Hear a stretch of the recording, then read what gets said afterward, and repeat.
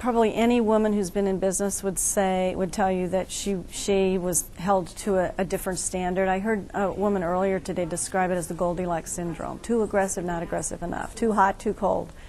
And you know, there's this kind of higher level of behavior that corporate people, you know, in business, men especially, tend to want to hold us to. Candy recently spoke at the 2004 Women's Leadership Conference on the subject of women and career success. She shared with us her thoughts on the impact of aggressive behavior by female executives. Ultimately, it will sabotage them if they're overly aggressive. I think if you look at the top of companies and women who have gotten there and then crashed and burned, one of the things that you'll see is this highly aggressive behavior.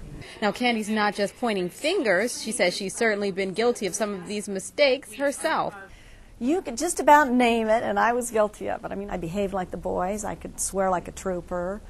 It was the 70s and the 80s. I was even wearing, you know, pinstripe suits with ties some of the time. I'd even dress like them. Candy suggests that there are indeed different strengths that women bring to the workplace. The two or three that I think about right off the bat that I seem to, when I was in corporate America, I saw demonstrated in the women were this instant desire for relationship.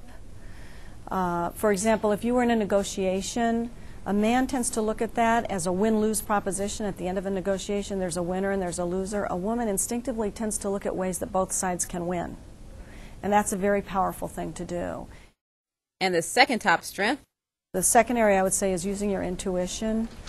And one of the things that women have done in trying to fit into this male model of leadership, a lot of times they bury that intuition. But in fact, great leaders are very intuitive, be they male or female.